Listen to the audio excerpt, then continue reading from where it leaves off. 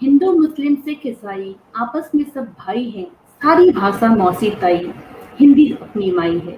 जी हाँ, हिंदी को हम माँ के समान मानते हैं, लेकिन फिर भी एक प्रश्न चिन्ह हमेशा अगल-बगल घूमते रहता है। नमस्कार, मैं स्मिता श्रीवास्तव, संस्थापिका जज्बातों के भवसागर से वर्तमान में चल रहे हिंदी पखवाड़े के अंतर्गत हमारे साप्ताहिक कार्यक्रम हमारी संस्कृति हमारी धरोहर के अंतर्गत एक विचार गोष्ठी हमारी हिंदी में आप सभी का बहुत बहुत स्वागत करती हूँ। और जैसा कि मैंने शुरुआत में ही कहा कि हिंदी जो कि हमारी अपनी पहचान है, हमारी संस्कृति है, हमारी मूल है, और उसके लिए अगर हमें विचारशील होना पड़े तो ये प्रश्न चिन्ह हमेशा हमारे ऊपर रहेगा, आखिर क्या वजह रही। तो इन्हीं बातों को लेकर के आज इस विचार गोष्ठी का आयोजन किया जा रहा है, अपनी संस्कृति से, अपनी भाषा से और अपनी पहचान को बनाए रखने का एक प्रयास है, इस छोटा सा ही सही। और इस कार्य में हमारे साथ आज यहाँ उपस्थित हैं, मैं आप लोगों का परिचय करवा देती हूँ। हमारे साथ हैं डॉक्टर उर्विजा शर्मा जी, बहुत बहुत स्वागत है मैम, नमस्कार। और साथ ही हमारे साथ उपस्थित हैं डॉक्टर नीरजा शर्मा जी, नमस्कार मैम, बहुत बहुत स्वागत है आपका। और हमारे साथ अभी जुड़ नहीं पाई हैं स्वधा रविंद्र उत्कर्षिता जी, जो लखनऊ से हैं, और आज वहाँ पे बारिश बहुत हुई है तो उस वजह से कुछ समस्या आ रही है। तो जैसे ही वो हमसे ज्वाइन करती है मैं उनका परिचय भी आप लोगों के साथ रखूंगी।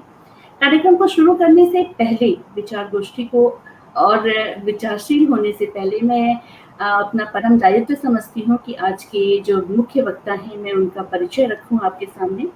सबसे पहले हमारे साथ यहाँ पे डॉक्टर उर्विजा शर्मा जी उपस्थित हैं। डॉक्टर उर्विजा शर्मा जी, आप वर्तमान में शंभू दयाल पीजी कॉलेज गाजियाबाद में हिंदी विभाग में एसोसिएट प्रोफेसर के पद पर कार्यरत हैं। आपकी 10 पुस्तकें तथा 20 शोध पत्र प्रकाशित हो चुके हैं। आपके निर्देशन में 5 शोधार्थी शोधरत हैं। आपने दूरदर्शन में उद्घोषिका के रूप में भी कार्य किया है। आप राष्ट्रीय संगोष्ठी में आयोजन सचिव के रूप में भी कार्य किया है आपने।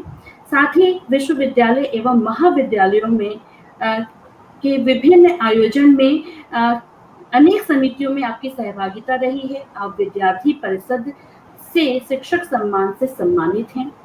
फिर से आपका बहुत बहुत स्वागत। और हमारे साथ यहाँ उपस्थित हैं डॉक्टर नीरजा शर्मा जी। आप दिल्ली विश्वविद्यालय के बौद्ध अध्ययन विभाग में असिस्टेंट प्रोफेसर के पद पर कार्यरत हैं।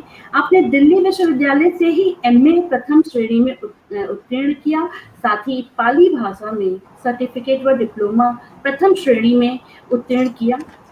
जून 99, दिसंबर 99 एवं 2011 में यूजीसी नेट की परीक्षा उत्तीर्ण की। आपने सन 2006 में पीएचडी उपाधि प्राप्त की। आपको 8 वर्षों के अध्यापन का अनुभव प्राप्त है। आपका विषय विशेषज्ञता है बौद्ध धर्म का इतिहास, जिसमें 2 पुस्तकें प्रकाशित हैं। विभिन्न जर्नल्स में 16 आर्टिकल्स प्रकाशित हैं आपके दिशा निर्देशन में 4 शोधार्थी पीएचडी तथा 6 छात्र एमफिल की उपाधि प्राप्त कर चुके हैं। आपका पुनः बहुत बहुत स्वागत है। डॉक्टर उर्विजा शर्मा जी, मैं आज के कार्यक्रम को आपके साथ ही शुरू करना चाहूँगी, क्योंकि आप हिंदी विभाग में और आपके पास जो एक्सपीरियंस है, जो अनुभव है छात्रों को लेकर के, अपनी भाषा को लेकर के, उसका ज्ञान लोगों तक भी पहुँचना चाहिए कि आज के समय में हिंदी क्या स्वरूप रखती है। इस विषय पे, यानी कि हमारी हिंदी, इस विषय पे आप अपनी वक्तव्य अवश्य रखें। बहुत बहुत स्वागत। धन्यवाद स्मिता जी। जज्बातों के भवसागर से शीर्षक जो ये मंच है, उसके माध्यम से ये विचार गोष्ठी जो आयोजित की जा रही है, इसमें मेरे साथ उपस्थित स्मिता जी जो कि कार्यक्रम की संचालन कर रही हैं, डॉक्टर नीरजा जी, और अभी हमें ज्वाइन करेंगी स्वधा जी। मैं आप सभी का अभिवादन करती हूँ। साथ ही जो फेसबुक पे इस कार्यक्रम को लाइव देख रहे हैं, उन सभी दर्शकों का भी मैं स्वागत करती हूँ इस विचार गोष्ठी के लिए, और इसके लिए आपका आभार व्यक्त करती हूँ। सबसे पहले तो हमारी हिंदी, यहाँ हम हमारी शब्द का प्रयोग करते हैं, वहीं हमें आत्मीयता का, निजता का, अपनेपन का बोध हो जाता है। तो ऐसे समय में जब हमने हमारी हिंदी विषय मान ही लिया है, तो हमारे लिए चिंता का विषय है ही नहीं, क्योंकि जब हम शब्द आ गया तो हमारी संस्कृति, हमारी सभ्यता, हमारी धरोहर होता है। अब मैं केवल आज विषय पर केंद्रित रहना चाहती हूँ और अपनी हिंदी के विषय में विचार व्यक्त करना चाहती हूँ। तो अगर देखा जाए तो किसी भी राष्ट्र के निर्माण में भाषा, शिक्षा एवं संस्कृति ये महत्वपूर्ण भूमिका निभाते हैं। शिक्षा व संस्कृति हमारी सोच का प्रतिबिंब होती है तथा भाषा उस प्रतिबिंब को आकार देती है। ध्यातव्य है कि जैसी हमारी सोच होगी वैसे ही हमारे विचार होंगे और वैसा ही हमारा दृष्टिकोण होगा। तदनुसार हमारी अभिव्यक्ति भी वैसी ही होगी। इसी तरह से हम व्यष्टि से समष्टि तक चले जाएंगे। जिस प्रकार बूंद बूंद से सागर बढ़ता है, उसी प्रकार एक एक व्यक्ति के विचारों से एक श्रृंखला बनती है और आगे चलती रहती है। इस सोच या तथाकथित विचार के निर्माण की आधारशिला भाषा ही होती है। अतः भाषा के प्रश्नों पर विचार आवश्यक होता है। यदि हम हिंदी की बात करें तो हिंदी बहुसंख्यक नागरिकों की भाषा है। राजभाषा बनी है हिंदी और अब कहना ना होगा कि वह अंतर्राष्ट्रीय भाषा का रूप भी लेती जा रही है। किंतु फिर भी ऐसी क्या कारण है या ऐसी क्या परिस्थितियां हैं कि अभी भी हमारे अंदर हीनता का भाव आता जाता है।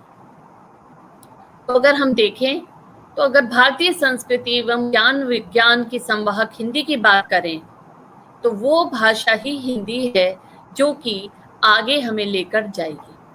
संस्कृत वाङ्मय का वैभव, बोलियों की वाचिक परंपरा की विरासत तथा भारतीय भाषाओं का साहित्य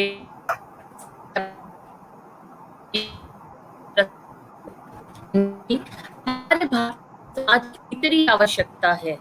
अंतर्द्वंदों और व्यवस्थाओं के अंतर्विरोधों को सामने लाकर भारत की आकांक्षा और उसके निर्माण की पृष्ठभूमि हिंदी ही निर्मित करती है। और यदि मैं ये कहूँ कि भारत की आकांक्षा और उसके निर्माण की दिशाओं का निर्धारण भविष्य में हिंदी ही करेगी नहीं हो। अब प्रश्न यह उठता है कि स्वतंत्रता प्राप्ति के इतने वर्षों बाद भी हम राष्ट्रभाषा बनाम राजभाषा के विवादों में क्यों हैं? आज तक हिंदी की संवैधानिक स्थिति क्यों नहीं स्पष्ट हो पाई है और हम इस विवाद में क्यों पड़े हैं कि राजभाषा कौन सी भाषा हो?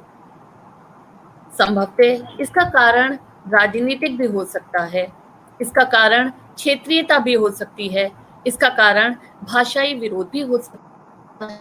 हिंदी भाषा है जिसने स्वाधीनता की मशाल को जलाया।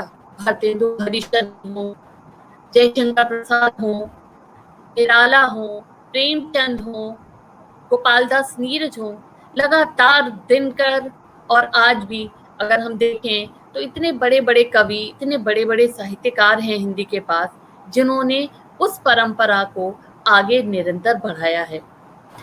तो बात करते हैं राजनीतिक इच्छा शक्ति की।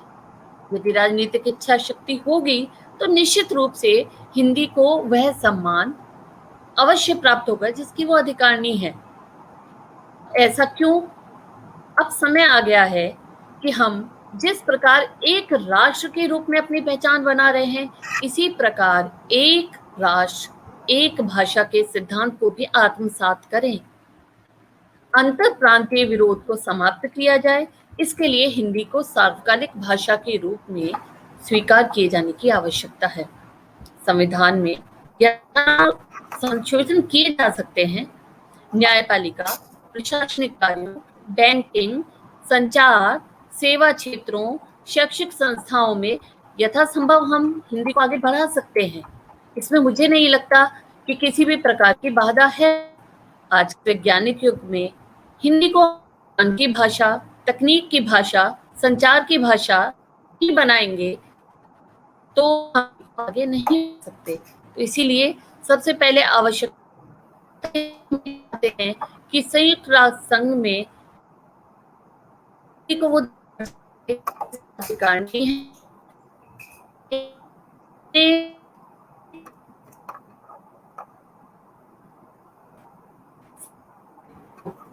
कभी कभी ना नेटवर्क की थोड़ी समस्या हो जा रही है रुजा मैम, और आपकी आवाज कट जा रही है। जी जी। जन साधारण की भाषा बनाना पड़ेगा। अभिजय वर्गीय एक वो से हमें निकलना पड़ेगा, तभी संभव है हम हिंदी को आगे बढ़ा सकते हैं। जी। भारत भूमि पर अविरल प्रवाह के रूप में बनना होगा। संयुक्त राष्ट्र संघ में जब तक हम हिंदी को आगे नहीं बढ़ाएंगे, हिंदी को स्थापित करने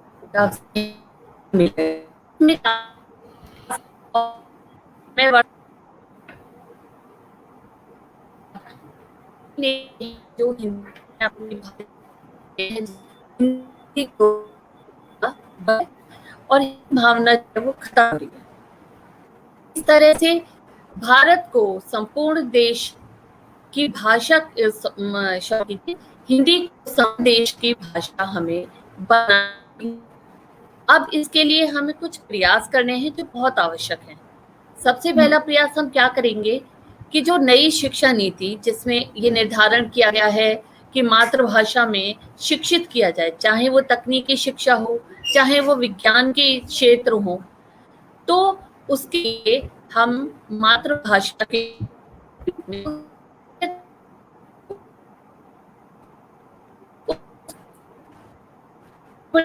हम उसे रोजगार से यदि जोड़ें, अब रोजगार से जोड़ें,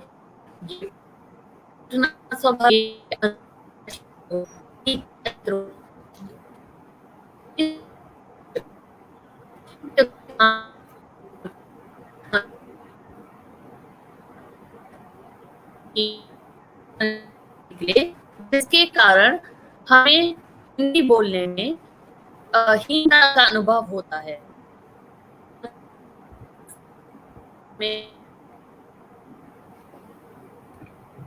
ग्राह्यता के कारण पहले से अधिक लोकप्रियता प्राप्त कर रही है, लेकिन अभी कुछ कार्य बाकी है। यहाँ मैं कुछ बिंदुओं के माध्यम से अपनी बात को रखना चाहती हूँ। सबसे पहली बात, हिंदी वर्तमान में विश्व की 3 प्रमुख भाषाओं में से एक है। Mauritius, Fiji, Guyana, Finland, Suriname, Britain, America, इन देशों में हिंदी भाषा भाषी बहुत तायत संख्या में मौजूद हैं। तो ऐसी स्थिति में यह अंतर्राष्ट्रीय रूप से स्थापित भाषा बन चुकी। विश्व के कुछ देशों में की हिंदी के माध्यम से होता है। मातृभाषा जो नई शिक्षा नीति में प्रावधान किया गया है, उसमें सबसे ज्यादा जो भूमिका है वो मुझे लगता है हिंदी की ही रहेगी, क्योंकि जैसा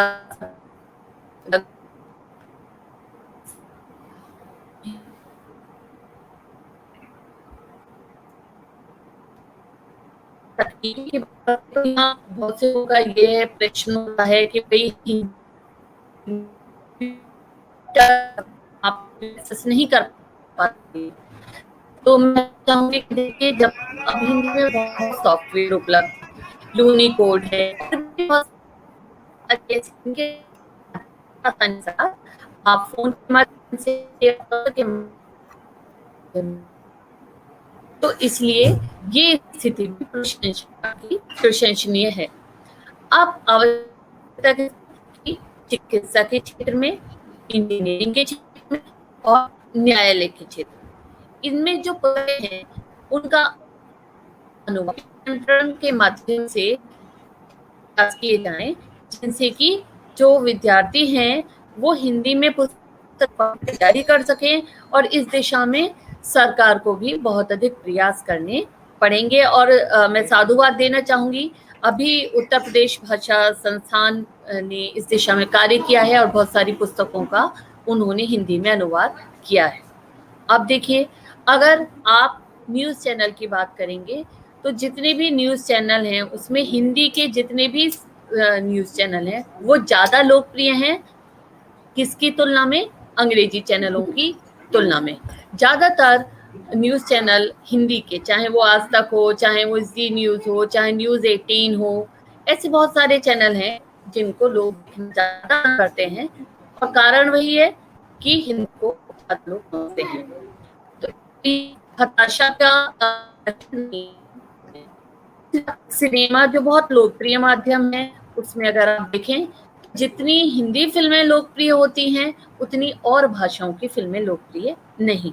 बस हमें काम कहाँ पर करना है कि हमें क्षेत्रीय भाषाओं के शब्दों को अपनी हिंदी में जोड़ना है, जिससे कि उसकी लोकप्रियता में वृद्धि हो सके, उसका परिवर्धन हो सके। हमें ये धारणा निकालनी पड़ेगी कि हम केवल शुद्ध संस्कृत के शब्दों को तो लेंगे और अन्य भाषाओं के, चाहे वो प्रादेशिक हों, चाहे वो विदेशी भाषा के शब्द हों, उनका सम्मिलन हिंदी में नहीं करेंगे। जब तक इस समूह से हम लोग नहीं दूर होंगे तब तक हिंदी वो स्थान नहीं ले पाएगी जो उसको ले लेना चाहिए। तो इसके लिए काम करने की आवश्यकता कहाँ पर है? अनुवाद के क्षेत्र में, पारिभाषिक शब्दावली निर्माण में, तकनीकी के क्षेत्र में। अगर ये सारे क्षेत्र हम सम्मिलित कर लें तो संभवतः ये समस्या भी दूर हो जाएगी कि भाई हिंदी को कुछ लोग समझ नहीं पा रहे हैं या हिंदी लोकप्रिय नहीं हो पा रही है। तो ऐसी स्थिति में जो एक ईर्ष्या भाव उत्पन्न हो जाता है कि भाई सब अंग्रेजी को बढ़ावा दे रहे हैं, और मैं इस बात की हमेशा विरोधी रहती हूँ कि कोई बात नहीं, आप लकीर को बड़ा करिए, लकीर को मिटा के छोटा करने से अच्छा है आप अपनी लकीर को आगे बढ़ा लीजिए। तो हमारी लकीर कैसे आगे बढ़ेगी? जबकि हम इस चक्रव्यूह से निकलेंगे कि हम कुछ ही भाषाओं के शब्दों को समाहित करेंगे और दूसरों से हम दुराग्रह रखेंगे। तो अगर आपको विश्व भाषा बनना है तो एक लचीलापन और एक कहना चाहिए जिसको फ्लेक्सिबिलिटी आप कह रहे हो, थोड़ा लोच आपको अपनी भाषा में लानी पड़ेगी। आप देखिए इस समय हिंदी ब्लॉग को देखिए, आप सोशल मीडिया को देख लीजिए, आप कहीं भी देख लीजिए, हिंदी हर जगह है। अब तो प्रशंसा की बात यह है कि देखिए पहले ये प्रश्न उठते थे कि हिंदी के प्रकाशक नहीं है, हिंदी की पुस्तकें लोकप्रिय नहीं है, लेकिन अगर आप देखें कि बेस्ट सेलर इस समय कौन सी पुस्तकें हैं तो उसमें हिंदी अग्रिम पंक्ति पर आपको दिखाई देती है। और इसी कारण से हिंदी भाषियों को और हिंदी के लेखकों को जो आत्मगौरव का भाव है उनके अंदर वो जागृत हुआ है।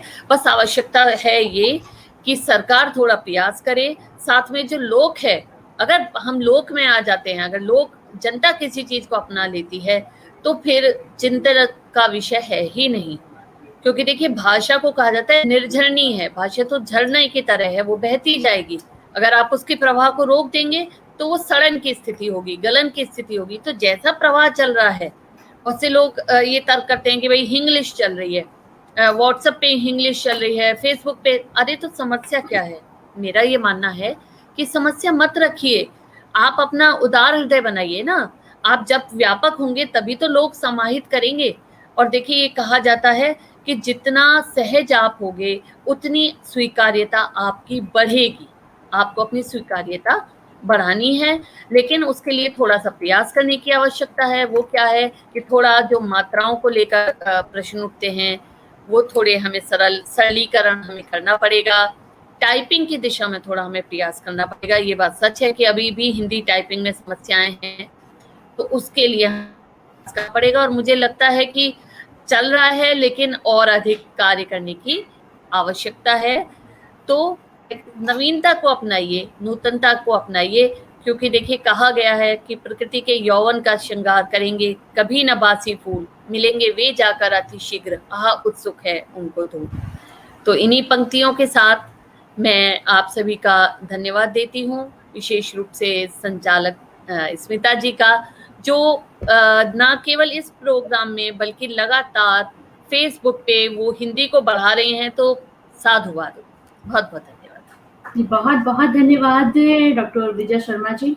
और जिस तरह से आपने बताया कि जटिलता से सरलता की तरफ अग्रसर होना ही हमारा कर्तव्य होना चाहिए, और जितना लचीलापन रहेगा, उतना ही इसको आप ग्रहण कर पाएँगे। और कई बार वाक़ई सुनने में आता है कि क्या ये शब्द हिंदी के शब्द नहीं हैं, तो इसको इस्तेमाल क्यों किया गया? ये बहुत बड़ा एक प्रश्न चिन्ह होता है कि हिंदुस्तानी भाषा और हिंदी भाषा को लोग अलग करना शुरू कर देते हैं। तो आपने बिल्कुल सही कहा कि हमें हिंदुस्तानी भाषा को अपनाएँगे तो अपने आप हिंदी लोगों के मानस पटल पे और दिनचर्या में अपनी जगह बनाएगी, और बना रही है, बल्कि ये कहेंगे। आपने तो समस्या ही कहा कि समस्या है ही नहीं, और मैं आपकी बातों से पूर्णतः सहमत हूँ कि समस्या नहीं है, समस्या उत्पन्न किया जाता है।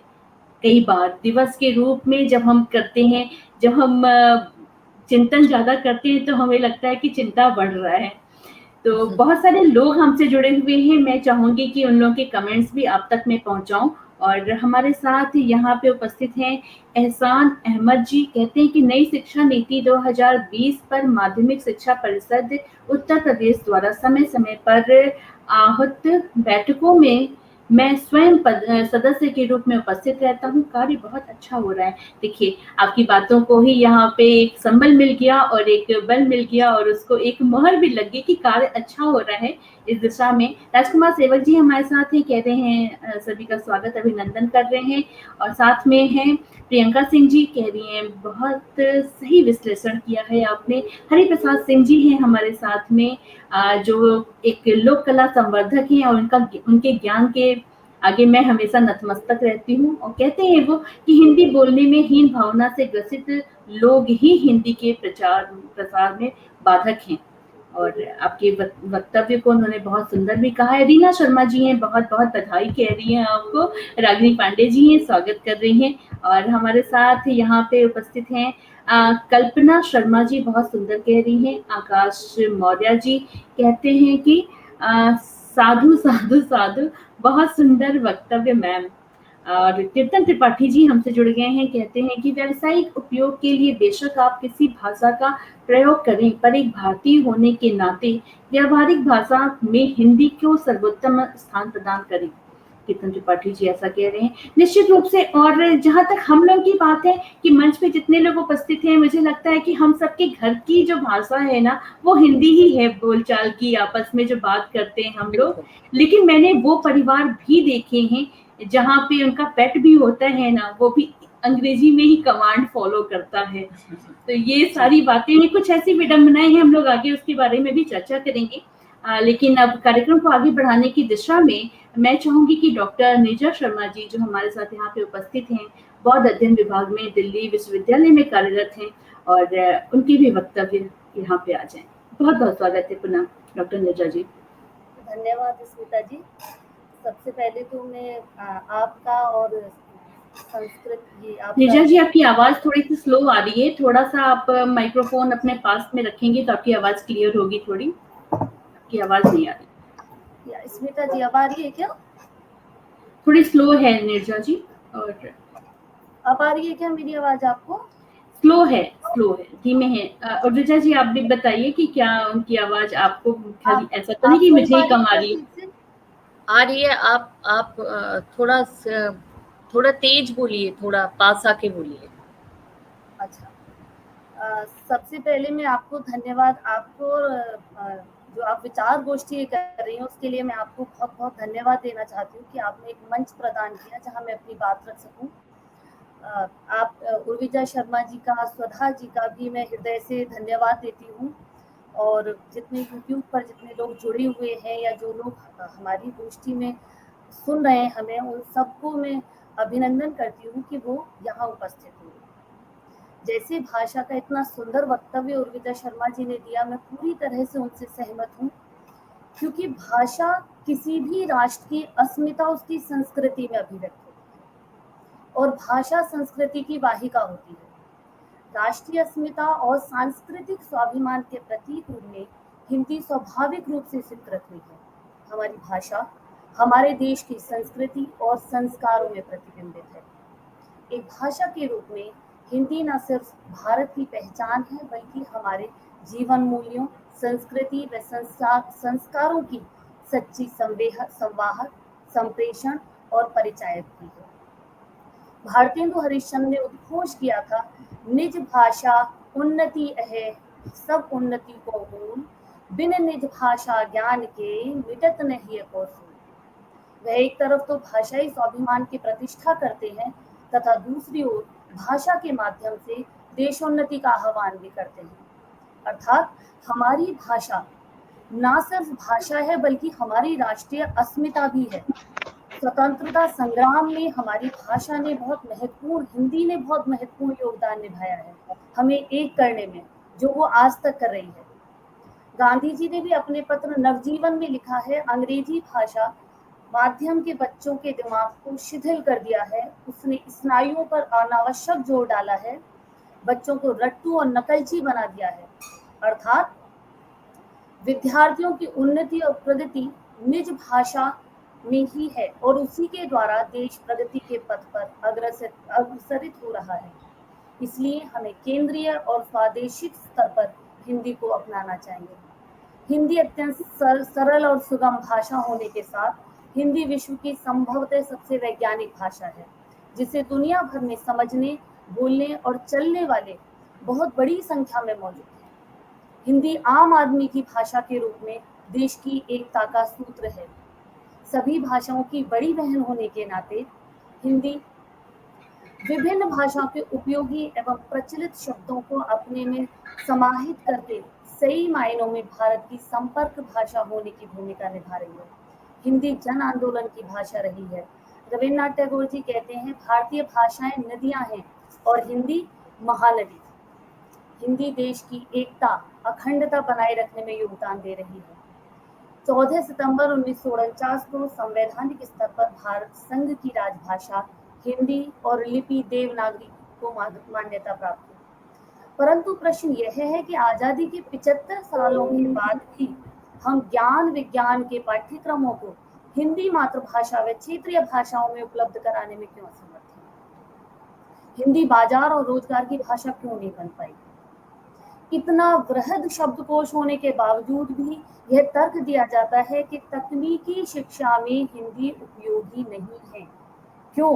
क्योंकि उसके पास शब्दावली नहीं है। जो ये तर्क देते हैं उनसे ये पूछा जाए कि इन जो अंग्रेजी है उसमें पानी के लिए वाटर शब्द, सिर्फ एक शब्द है वाटर, जबकि हमारे हिंदी में पानी शब्द के लिए अगर नाली का है तो उसके लिए अलग शब्द होगा, अगर वो गंगा का है तो उसके लिए अलग होगा, पीने के लिए अलग होगा। पानी के ही कम से कम 20 से 25 पर्यायवाची हैं। उसी तरह सूर्य को वो सिर्फ एक है उनके लिए, सन से वो सूर्य हर तरीके का करेंगे, लेकिन अगर हिंदी भाषा को देखें तो 63 प्रकार के सूर्यों का वर्णन है, सूर्य के 63 पर्यायवाची हैं। उसके बावजूद वो लोग प्रश्न करते हैं या वो तर्क देते हैं कि तकनीकी शिक्षा में हिंदी उतनी उपयोगी नहीं है जितनी अंग्रेजी। माँ के लिए एक ही शब्द है मदर, जबकि अगर आप हिंदी का शब्दकोश उठा के देखेंगे तो माँ के लिए ना जाने कितने शब्द हैं।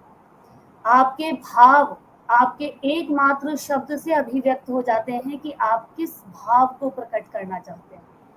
हिंदी में वो शक्ति है, जैसे बोली जाती है वैसे लिखी जाती है।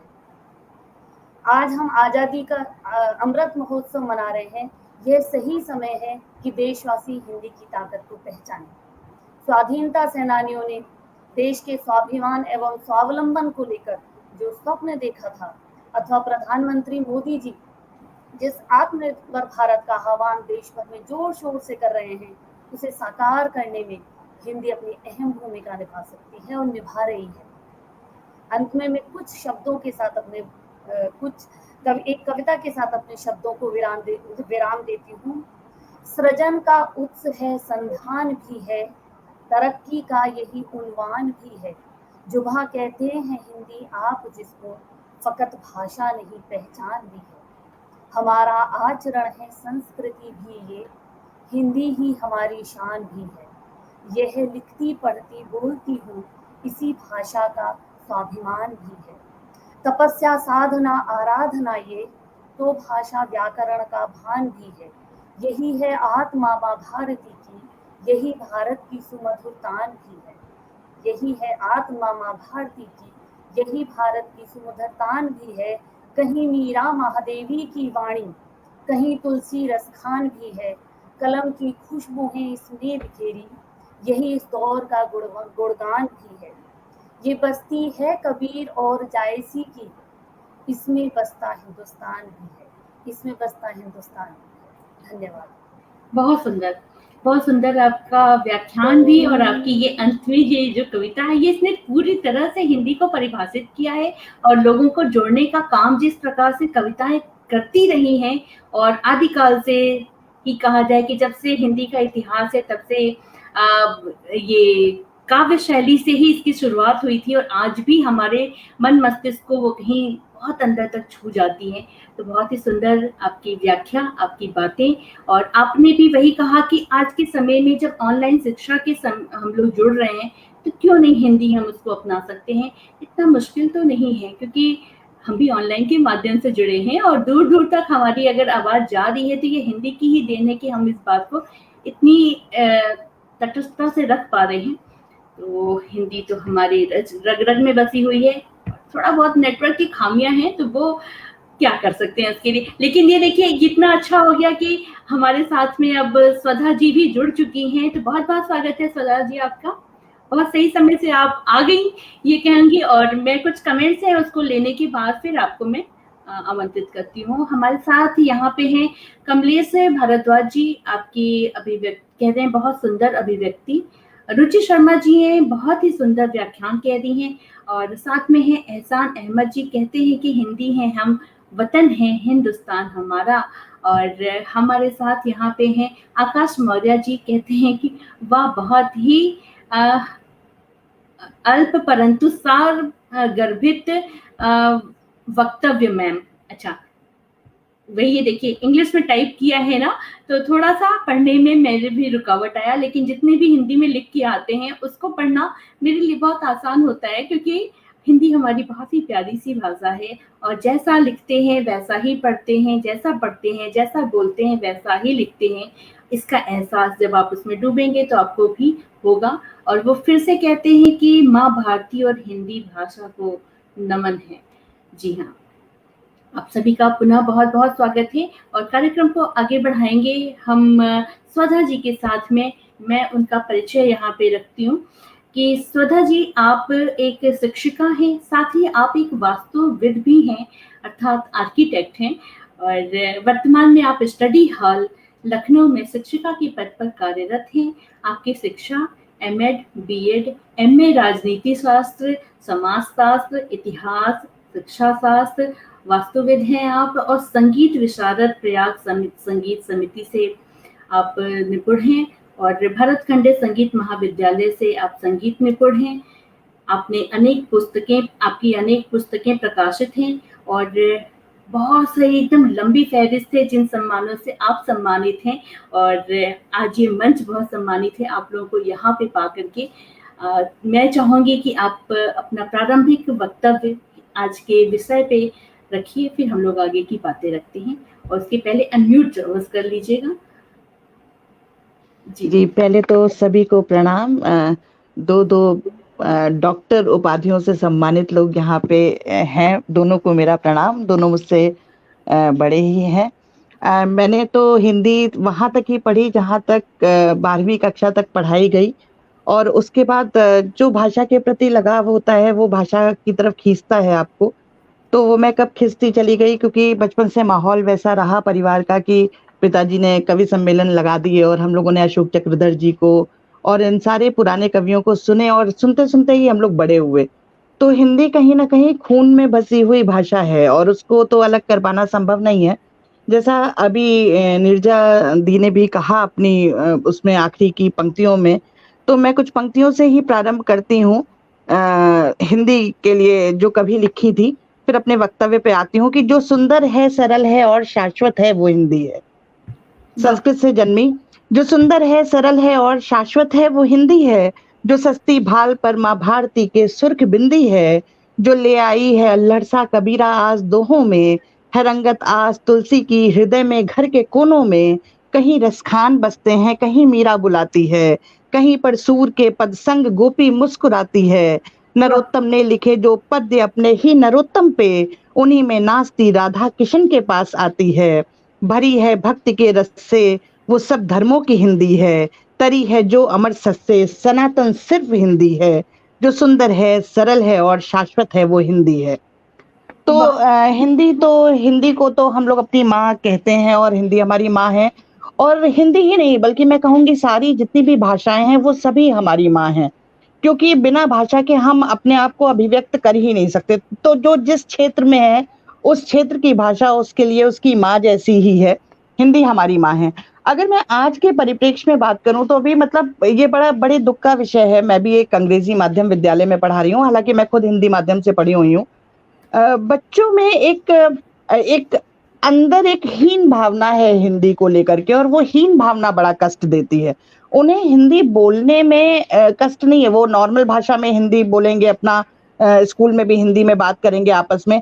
लेकिन जहां पे बात आ जाएगी कि कहीं आपको कोई वक्तव्य देना है हिंदी में या हिंदी की कविता का पाठ करना है, नहीं आंटी ये तो नहीं हो पाएगा।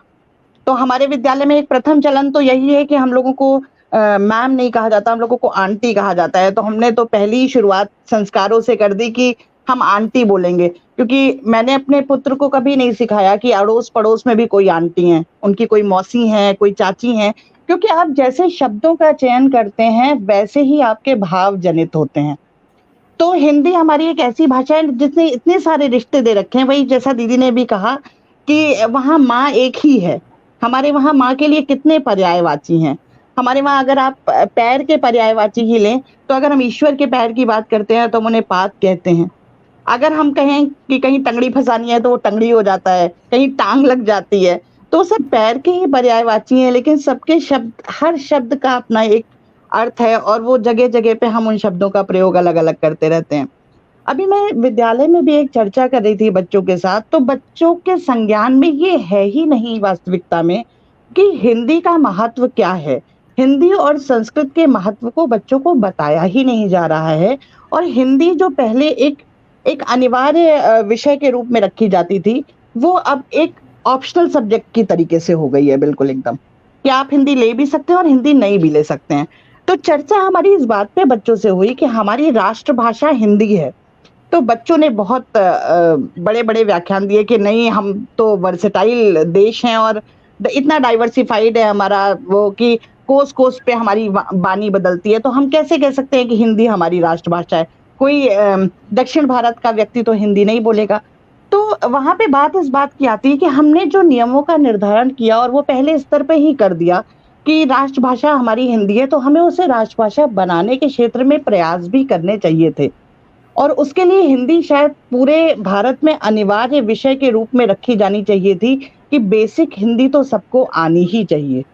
जो क्षेत्र के अनुसार बदलती गई, क्षेत्रीय भाषाओं को महत्व दिया जाने लगा, लेकिन एक जो भाषा की बात थी, जो बांधने की बात थी, वो हिंदी ने भारत को बांधने की जगह इंग्लिश ने भारत को बांधा।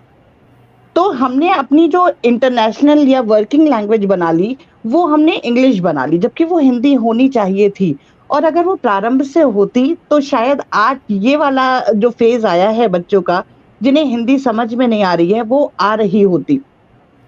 तो मुझे पर्सनली ये लगता है, व्यक्तिगत रूप से अगर मैं अपना परिचय दूं, इतनी देर में शायद मैंने ही बहुत सारे शब्द ऐसे प्रयोग किए होंगे जो अंग्रेजी के होंगे, उर्दू के होंगे, और शायद हम अगर उनके हिंदी के मतलब ढूंढने चलें तो हमें डिक्शनरी उठानी पड़ेगी, हम शब्दकोश ढूंढेंगे कि अच्छा इसका वास्तविक अर्थ क्या है, क्योंकि हम लोग अपनी आम भाषा में उन शब्दों का प्रयोग कर ही नहीं रहे हैं। हम पहले हिंदी बोलते थे। बात अभी कल मैं एक और वो देख रही थी, सुषमा स्वराज जी का एक भाषण देख रही थी जिसमें उन्होंने संस्कृत के ऊपर वक्तव्य दिया, और बड़ा ही अच्छा और वक्तव्य था वो, जिसमें उन्होंने बताया कि दो अलग अलग एक ही समय पे शिव स्रोत लिखे गए। एक रामचंद्र जी ने लिखा जो नमामि शमीशान निर्वाण रूपम है, और दूसरा जो रावण ने लिखा डमट डमट डमट डमट, जो हम लोग पढ़ते हैं तांडव स्त्रोत। तो ये दोनों ही अगर आप किसी बच्चे के सामने भी रख दें और पूछें कि कौन सा राम ने रचा होगा और कौन सा रावण ने रचा होगा, तो कोई भी दोनों के व्यक्तित्व को देख के ये बता सकता है कि कौन सा किसने रचा होगा। एक का प्रारंभ ही नमामि शमीशान से हो रहा है, जहां आप नमन कर रहे हैं, आपका भाव ही झुकने का भाव है, और दूसरे में आपने सारे वैसे शब्दों का प्रयोग किया है। तो कहीं ना कहीं हमारी ये जो भाषा है, ये इसके इसके प्रचार प्रसार के लिए जब तक हम सब एकजुट नहीं होंगे और हम अपने बच्चों को भी ये नहीं सिखाएंगे कि भाषा का क्या महत्व है। एक छोटी सी घटना और आपको बताती हूँ, मेरे अपने घर की घटी हुई घटना है, और मुझे मतलब बड़ा बड़ा अफसोस हुआ इस घटना के बाद। मैं अपने बच्चे से मैंने बोला कि बेटा हिंदी की रीडिंग करने को बोला उसको, तो उसने हिंदी की रीडिंग में वो चैप्टर पढ़ते पढ़ते एक शब्द उसने बोला, मुंबई मुडकली काजोल। हम बिल्कुल एकदम, हमने कहा ये ऐसा कौन सा नया शब्द आ गया भाई, और कौन से लेखक ने लिख दिया इतना बेहतरीन शब्द, मुंबई मुडकली काजोल। तो हमने कहा बेटा किताब दिखाओ मुझे, मैं देखना चाहती हूँ क्या लिखा है। तो वो लिखा था मुंबई मेडिकल कॉलेज। तो अब आप ये समझ लीजिए कि अगर 9th क्लास या 8th क्लास का बच्चा मुंबई मेडिकल कॉलेज को मोबाइल मुडकली काजोल पढ़ रहा है, तो हिंदी का स्तर हमारे देश में किस जगह पे जा रहा है। तो एक तो छोटा छोटे प्रयास हम लोगों को करने पड़ेंगे, और हमें ये हर घर से शुरू करना पड़ेगा। हम सबसे पहले तो हम ये चाहते हैं कि हमारा बच्चा अंग्रेजी माध्यम में पढ़े, बहुत अच्छी बात है। लॉर्ड मैकाले ले आए थे अंग्रेजी, तो हमें अंग्रेजी भाषा का भी सम्मान करना चाहिए, क्योंकि हमें आगे अपने बच्चों को बाहर भी भेजना है। मैं ये नहीं कहूंगी कि अंग्रेजी की आवश्यकता नहीं है, अंग्रेजी आवश्यक है, पर हमारा जो मूल तत्व है वो हिंदी और संस्कृत ही है। और जैसे जैसे मुस्लिम स्कूलों की अगर बात की जाए, तो वहाँ उर्दू एक अनिवार्य विषय के तौर पे मदरसों में पढ़ाया जाता है, कुरान अनिवार्य रूप से पढ़ाई जाती है। उसी प्रकार से हमें हिंदी और संस्कृत अनिवार्य रूप से अपने पाठ्यक्रम में शामिल करनी चाहिए। दीदी ने भी ये बात कही, निर्जा दी ने, ये बहुत आवश्यक है, और इसके लिए हम सबको ही प्रयास करना पड़ेगा। कहीं ना कहीं सरकारी तौर पे भी अपनी बात पहुंचानी पड़ेगी कि हिंदी को सर्व भाषा की जाए जो सबके लिए हो और सारे बच्चे उसको पढ़ सके। तो स्कूली एक्सपीरियंस, अगर मैं स्कूली अनुभव की बात करूं तो बहुत ही दुखद अनुभव है। हिंदी दिवस पता ही नहीं है कि हिंदी दिवस जैसा भी कोई दिवस होता है, वो हर बार नया सत्र आता है, नए बच्चे आते हैं, और उन्हें हर बार बताना पड़ता है कि हिंदी दिवस जैसा भी एक दिवस होता है। तो ना उन्हें अंतर्राष्ट्रीय हिंदी दिवस पता है, ना उन्हें राष्ट्रीय हिंदी दिवस पता है, बल्कि हिंदी के लिए बच्चे बिल्कुल भागते हैं। कोई बच्चा हिंदी नहीं लेना चाहता। हमारे विद्यालय में 100 बच्चों की स्ट्रेंथ अगर है एक क्लास में 12th में, तो शायद सिर्फ 8 बच्चों ने हिंदी ली हुई है। तो अगर हम बचे हुए 92 बच्चों की बात करें तो उन्हें हिंदी बिल्कुल नहीं आती। वो 79, 69 इनका अंतर आपको नहीं बता सकते, हिंदी की गिनतियां आपको नहीं बता सकते। आप 56 बोलेंगे, वो कहेंगे आंटी इंग्लिश में क्या लिखेंगे इसको। तो इस स्थिति से तो उबारने का कार्य हम सभी शिक्षकों और शिक्षिकाओं का ही है। हम ही लोग इसके लिए प्रयास कर सकते हैं। मैं अपने स्तर पे कर रही हूँ, और बाकी चाहूंगी कि जितने भी और लोग भी जुड़े हुए हैं, जो देख रहे हैं इस कार्यक्रम को, वो कम से कम अपने अपने घरों में कुछ नहीं रखें तो कम से कम रामचरितमानस अवश्य रखें, और बच्चों से कहें कि वो रोज एक खंड उसका पढ़ करके आपको जरूर सुनाएं। बच्चों को ये संस्कार देना हम सभी का दायित्व है। तो हिंदी की रीडिंग अपने घर में सभी लोग अनिवार्य कर दे। जिन्होंने अंग्रेजी के न्यूज़पेपर लगा रखे हैं बिल्कुल लगाए रखें, पर एक हिंदी का न्यूज़पेपर भी अपने घर में अवश्य लगा ले, ताकि बच्चों को ये पता लगे कि हाँ भाई, हमें हिंदी भी पढ़ना उतना ही अनिवार्य है जितना अंग्रेजी अनिवार्य है। तो बस छोटी सी ही बात थी बाकी तो दीदी लोग बेहतर बताएंगे। नहीं, बहुत जरूरी बात थी, बहुत ही आवश्यक तौर पे है आपकी सारी बातें, और आपने बहुत ही दृढ़ता पूर्वक इसको रखा भी है। तो बहुत बहुत धन्यवाद स्वधा जी आपके अपने वक्तव्य के लिए। और बहुत सारे ऐसे मन में प्रश्न आते रहते हैं, और मैं देख पा रही हूँ कि हमारे दर्शक के तौर पे भी जो लोग जुड़े हैं उनके भी मन में कुछ प्रश्न चल रहे हैं। तो मैं चाहूंगी कि आप लोग भी अपने प्रश्नों को रखिए। एक बात स्वधा जी, चूंकि आपका वक्तव्य चल रहा था, आपसे बात हो रही है, और आप एक ऐसे स्कूल में है जहाँ से गठन होता है, एक मानसिकता का विकास होता है, उन बच्चों को हम संस्कार, और आपने तो कह दिया कि हाँ ठीक है घरों पे लेकिन स्कूलों में अधिकतर क्या होता है कि हिंदी बोलने पे उनको पनिशमेंट दी जाती है। ये हमारे सन्नो श्रीवास्तव जी भी कह रही हैं, बेहतरीन कहानीकार हैं, और वो कह रहे हैं कि स्कूलों में हिंदी बोलने पर फाइन लगाना, पनिशमेंट देना देश और राष्ट्रभाषा का अपमान है, पर यह हो रहा है। तो आप इससे कितना इत्तेफाक रखती हैं, कितनी सहमत हैं कि ऐसा हो रहा है? फिलहाल मैं यदि अपने विद्यालय की बात करूं तो हम लोग बिल्कुल भी कोई पनिशमेंट नहीं लगाते हैं, बल्कि अगर कोई बच्चा हिंदी बोल रहा होता है और गलत बोल रहा होता है तो उसको सुधारने का प्रयास भी करते हैं और उसको कोशिश करते हैं कि वो हिंदी को बोले, ज्यादा बोले। लेकिन हाँ, ये अवश्य है कि कुछ चीजें तो चूंकि आप जब बच्चे को भेज रहे हैं और आपने प्राथमिक स्तर पे ही अभिभावकों ने ही ये कह दिया कि हमें अंग्रेजी मीडियम स्कूल में बच्चे को पढ़ाना है, तो प्रारंभ तो अंग्रेजी का वहीं से ही हो गया। क्या आज का कोई भी जो अभिभावक है वो ये चाहेगा कि उसका बच्चा हिंदी मीडियम विद्यालय में पढ़े? आप नाम भी जब देखते हो ना, तो आप देखते हो उसके आगे कॉन्वेंट लगा है कि नहीं लगा है। क्या आप अपने किसी बच्चे को रानी लक्ष्मीबाई जैसे स्कूल में भेजना चाहोगे? नहीं भेजना चाहोगे। क्यों? क्योंकि वो हिंदी मीडियम विद्यालय होगा। लेकिन अगर वही लिखा है Loreto convent, La Martiniere girls inter college, तो आप बहुत प्राउडली कहोगे मेरा बच्चा यहाँ पढ़ता है। सरस्वती शिशु निकेतन या सरस्वती शिशु मंदिर में आप में से कितने लोग अपने बच्चों को पढ़ाना चाहेंगे? तो हमें प्रारंभिक सुधार तो अपने अंदर ही करना पड़ेगा। जब हम अपने परिवार से ही सुधार नहीं प्रारंभ करेंगे तो फिर हम किसी और को दोष नहीं दे सकते। और ये कहना कि अंग्रेजी मीडियम विद्यालयों में इस बात के लिए पनिशमेंट मिलती है, जरूर मिलती है और मिलेगी भी, क्योंकि ये अभिभावकों का ही इनिशिएट किया हुआ जो है चरण है। उन्होंने ही कहा कि हम तो अपने बच्चे को अंग्रेजी मीडियम में पढ़ने के लिए भेज रहे हैं। तो जब आप सारे विषय अंग्रेजी में पढ़ा रहे हो तो हिंदी की कक्षा के अलावा अगर बच्चा कहीं भी हिंदी में बोलेगा तो बच्चे को डांट तो पड़ेगी। तो ये देखिए, इसमें हम अगर सिर्फ विद्यालय को दोष दें तो ये बिल्कुल गलत बात होगी। यहाँ पे दोष हम सबका है। आपका बच्चा घर आता है, आपका बच्चा घर आके घर पे भी जब हिंदी बोलता है तो आप उससे ये कहते हो इंग्लिश मीडियम स्कूल में इसलिए पढ़ा रहे हैं क्या कि तुम घर पे आके इस तरीके से बोलोगे? अरे अंग्रेजी में कुछ सुनाओ अच्छा सा। बच्चा हिंदी की पोएम बोलता है तो आप उतना प्राउड नहीं फील करते हो जितना बच्चा जॉन कीट्स की पोएम या वर्ड्सवर्थ की पोएम आपको सुनाता है तो आप प्राउड फील करते हो। आप बच्चे को, जब छोटा सा बच्चा होता है तो आप बच्चे से कहते हो बेटा ट्विंकल ट्विंकल लिटिल स्टार सुनाओ। आप बच्चे से कभी कहते हो सूरज निकला चिड़िया बोली सुनाओ? नहीं कहते हो। तो हम शुरुआत तो अपने घर से ही करनी पड़ेगी। प्रथम पाठशाला तो घर ही है, उसके बाद हम किसी को दोष दे सकते हैं। तो आप में से जितने लोगों का भी ये प्रश्न है, कम से कम अपने घर के एक बच्चे को सरस्वती शिशु मंदिर में भी डालें। उसके बाद देखिए, मैं खुद सरस्वती शिशु मंदिर का प्रोडक्ट हूँ और मैंने वहीं से अपनी पढ़ाई की है और मैं बहुत प्राउड फील करती हूँ, क्योंकि मुझे जो बेसिक संस्कार मिले कि सुबह उठ के आपको पलंग से नीचे उतरने से पहले धरती माता के पैर छूने हैं और उनका आशीर्वाद लेना है, क्योंकि आप उनके ऊपर उतरने जा रहे हो। आपको कराग्दे वस्ते लक्ष्मी कर मूले सरस्वती पढ़ना है, अपने हाथों के दर्शन करने हैं। आपको सारे देवी देवता वहीं मिलेंगे, आपका कर्म क्षेत्र है, आपका आप हाथों से ही कर्म कर रहे हो, वो मुझे वहीं से मिले। क्या वो संस्कार अंग्रेजी माध्यम का कोई भी विद्यालय दे सकता है? नहीं, पर हमें पढ़ाना अपने बच्चों को वही है। तो मैकाले को प्रमोट हम सबने खुद ने किया है, तो जब हम खुद प्रमोट कर रहे हैं तो हम उसकी शिकायत नहीं कर सकते। दुनिया में अपना स्थान बनाने के लिए और इस आधुनिकता में, और क्या पता आगे चल करके बच्चे में कहीं हीन भावना ना आए, ये हीन भावना ना आए के चक्कर में हम लोग बहुत ज्यादा उलझन में उलझ जाते हैं और बहुत सारी विडंबनाएं हैं। धीरे धीरे करके अब प्रश्न उठेंगे तो उत्तर भी और समाधान भी उसका मिलेगा। जी बिल्कुल। उस राह पे अग्रसर होना ही हमारे बस की बात है।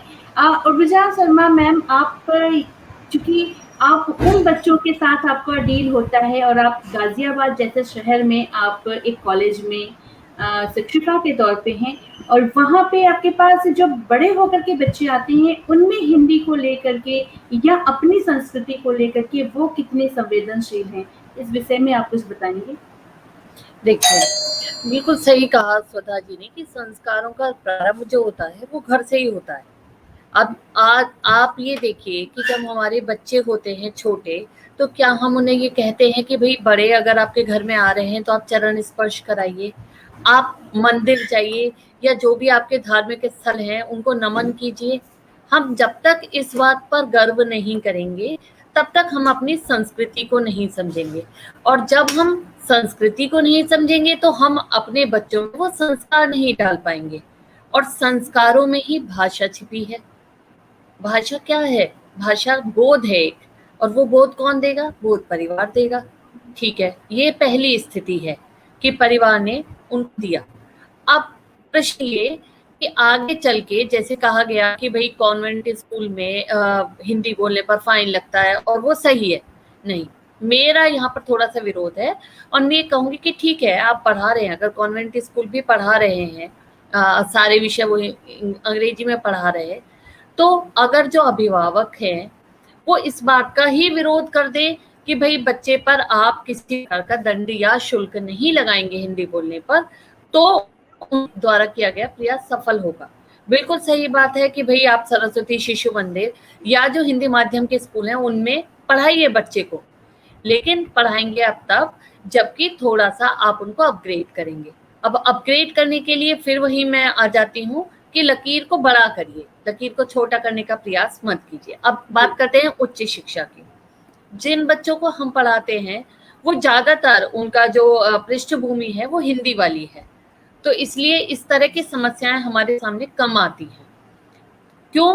क्योंकि देखिए वो बच्चे इस हिंदी बोलने में हीन भावना का अनुभव नहीं करते हैं, और अगर करते भी हैं तो हम उन्हें करने नहीं देते हैं, क्योंकि हम अपने स्तर पर प्रयास करते हैं कि आप ये हीनता बोध निकालो। और हीनता बोध है किस बात का? आप ये बताइए, चीन में चीनी बोली जाती है, जापान के लोग जापानी बोलते हैं, जर्मन के लोग जर्मनी बोलते हैं, तो हम हिंदी में क्यों बोलने में शर्मिंदगी महसूस करें? मैं आपको अपने व्यक्तिगत रूप से बताती हूँ कि मुझसे अगर कोई प्रश्न अंग्रेजी में करता है तो मैं जवाब हिंदी में ही देती हूँ। इसका कारण वो जिद नहीं है कि भाई मैं हिंदी की हूँ तो मैं हिंदी ही बोलूंगी, मुझे हीनता बोध नहीं है। और जब मेरे अंदर नहीं है तो मेरे बच्चों के अंदर और मेरे विद्यार्थियों में भी वो मैं पनपने नहीं देती।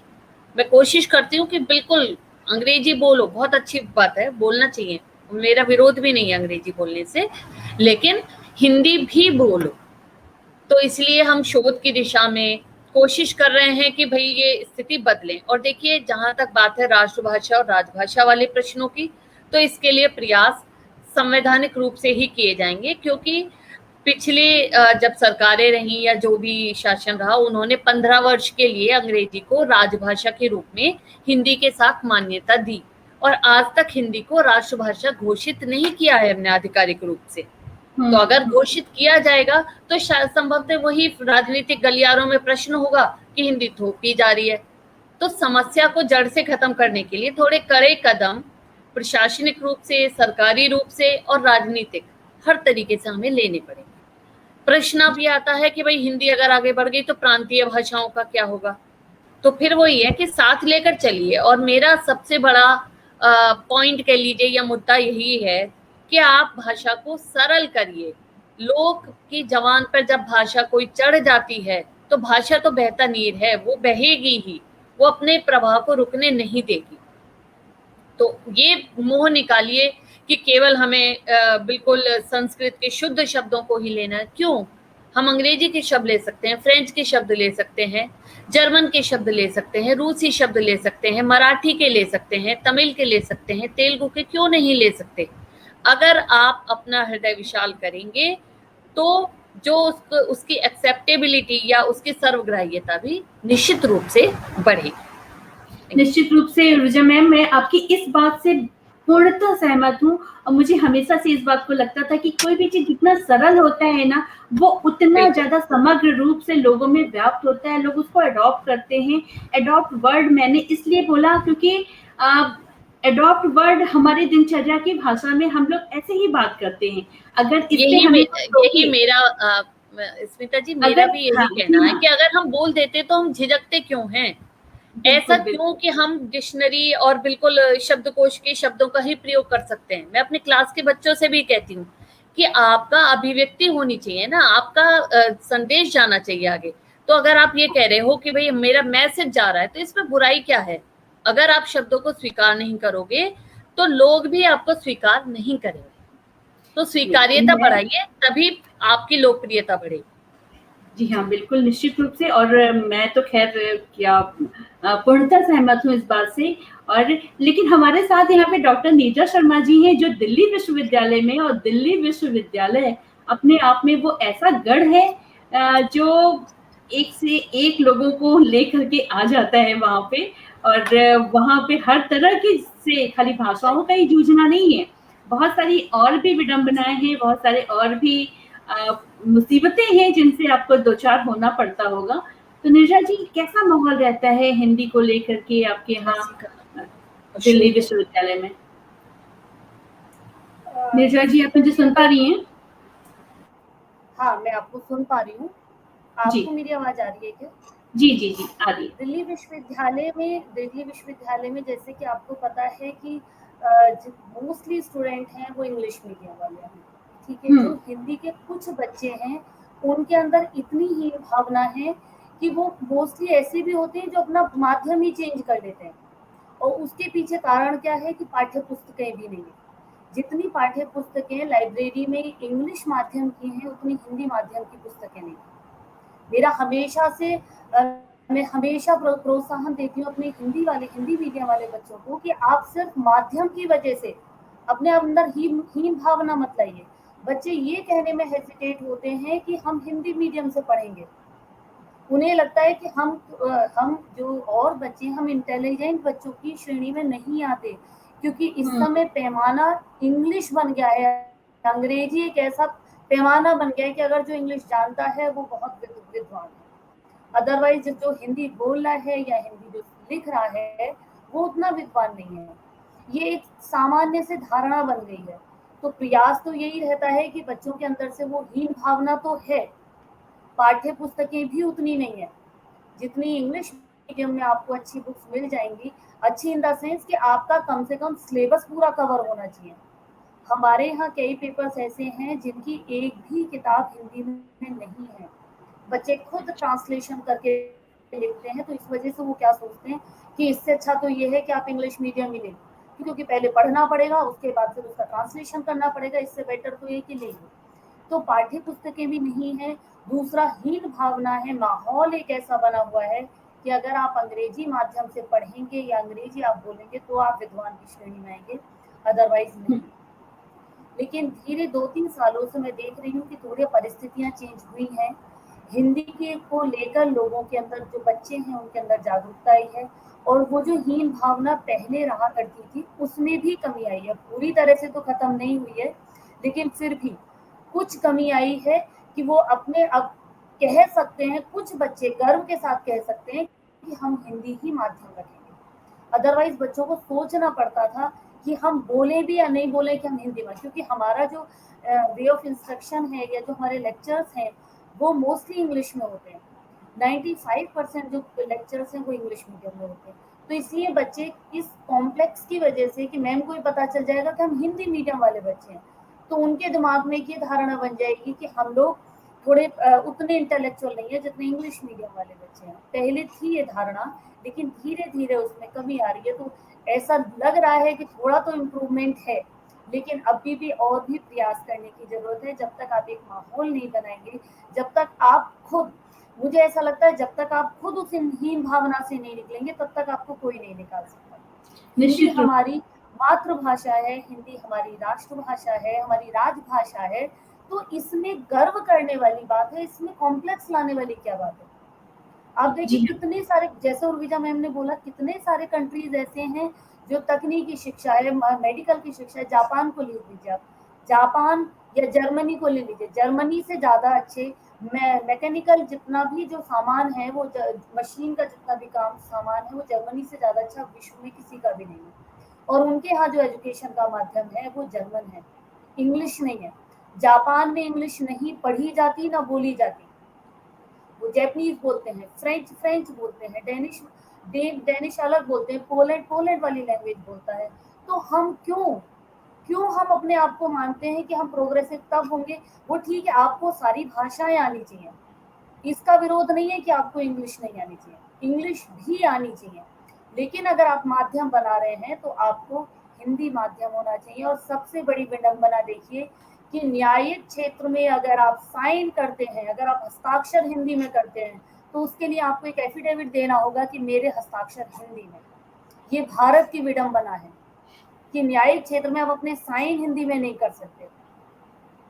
तो इन चीजों पर जो प्रैक्टिकलिटी है, जितना ये प्रैक्टिकल चीजें हैं, अगर आप इनमें इम्प्रूवमेंट करेंगे, आप अपने घर से अगर स्टार्ट करेंगे, तो निश्चित रूप से हिंदी को अपना गौरव प्राप्त होगा और हिंदी अपनी जगह स्वयं बना लेगी। लेकिन आवश्यकता इस बात की है कि आप स्वयं में एक विश्वास जागृत करें, आप स्वयं को अपना इतना हीन ना समझे कि आप हिंदी बोल रहे हैं तो आप हीन हैं, या आपके अंदर इंटेलेक्चुअल नहीं है, आप विद्वान की श्रेणी में, विदुषी की श्रेणी में नहीं आते। आप जब खुद अपने आप में सुधार लेंगे तो ऑब्वियसली हिंदी आगे बढ़ेगी। निश्चित रूप से नेजा मैम, और कम से कम इस पटल के माध्यम से इस बात को जितने पुरजोर तरीके से प्रतिदिन रखा जाता है, ना कि एक दिवस विशेष पे हम इस बात की चर्चा करते हैं या इस बात को कहते हैं। चर्चा जरूर आज हम कर रहे हैं, लेकिन इसकी जो सशक्त भूमिका हो सकती है वो शायद हम प्रतिदिन अपना निर्वहन कर रहे हैं, और निर्वहन ये भी सोच के नहीं कर रहे हैं कि ये हमें करना है। ये हमारे अंदर एक स्वतः ही अपने आप में, जैसे हम ऑक्सीजन के बिना नहीं रह सकते हैं, जैसे हम खाना खाते हैं और खाना में हम चाहे जितना भी पिज्जा बर्गर खा लें, लेकिन हमारे भूख तो मिटता है हमारे दाल चावल से ही। तो हिंदी यानी कि अपनी भाषा वो हमारे लिए उस दाल चावल के समान है जो हमें प्रतिदिन ही आवश्यक है। और कभी कभी टेस्ट बदलने के लिए हम कहीं और घूम टहल आते हैं, कभी मैकडी हो आते हैं, कभी हम पिज्जा हट हो आते हैं, लेकिन घर का खाना तो फिर घर का ही खाना होता है।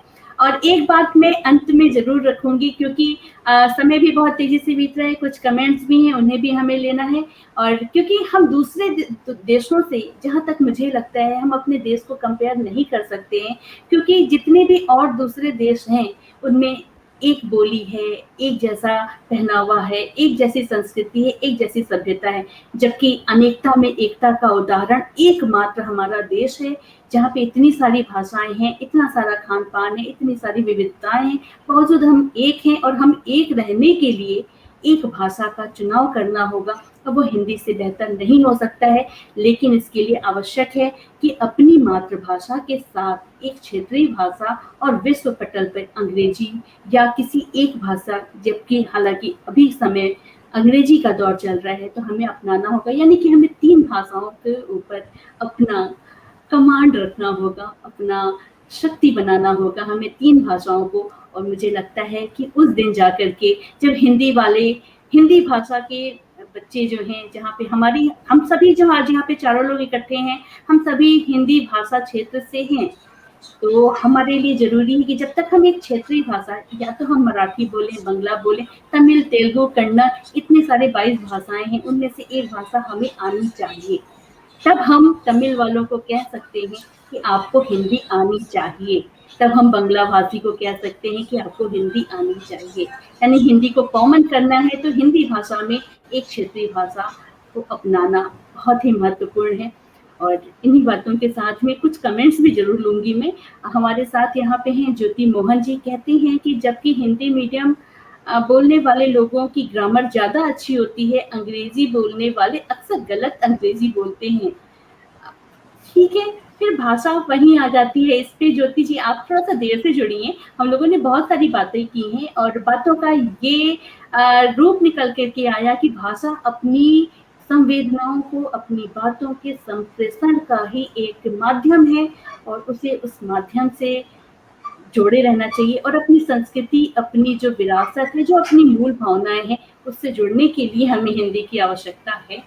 और हमारे साथ हैं आकाश मौर्य जी, जिन्होंने पहले अंग्रेजी में लिखा था और अभी वो उन्होंने हिंदी में कन्वर्ट कर लिया है, यानी कि देवनागरी लिपि में उन्होंने लिखा है। वो कहते हैं कि हम सभी के समग्र प्रयास से ही हिंदी को संपूर्ण सम्मान प्राप्त हो सकता है। जी हाँ, हिंदी ऑलरेडी हमेशा से ही सम्मानित है। हम उसको सम्मान देने वाले कौन होते हैं?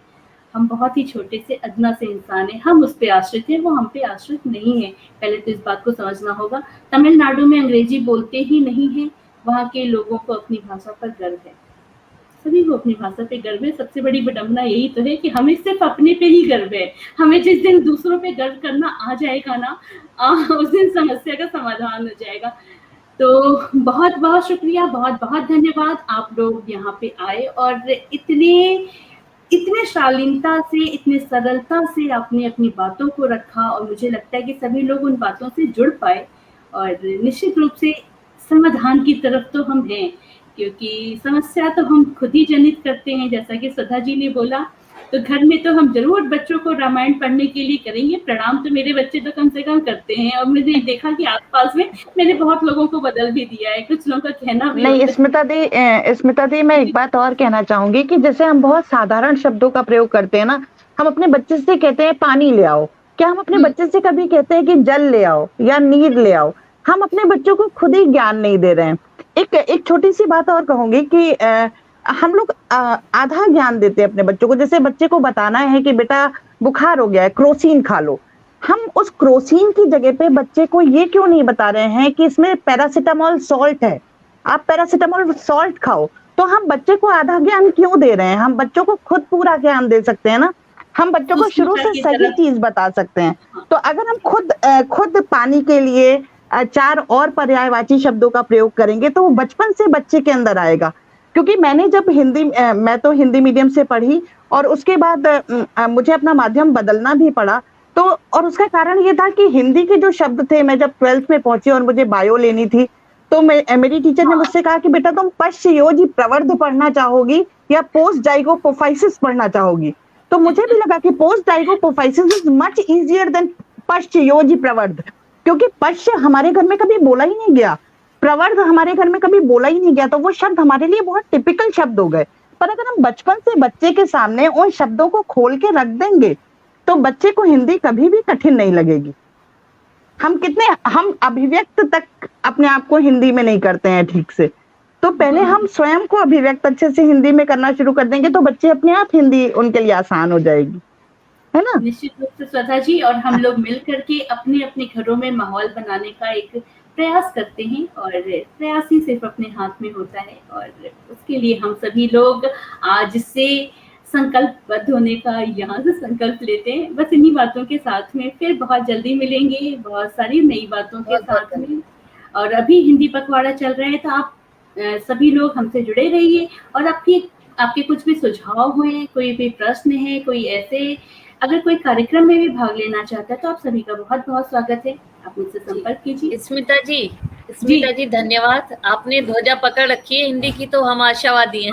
निश्चित रूप से धन्यवाद, साथ रहेगा। और मुझे अच्छा लगता है ये सब करना, फिर इतना सुंदर सा मंच सजा हुआ है और सभी का साथ इतना खूबसूरत है कि अच्छा लग रहा है। ये सफर ही हमारी मंजिल है।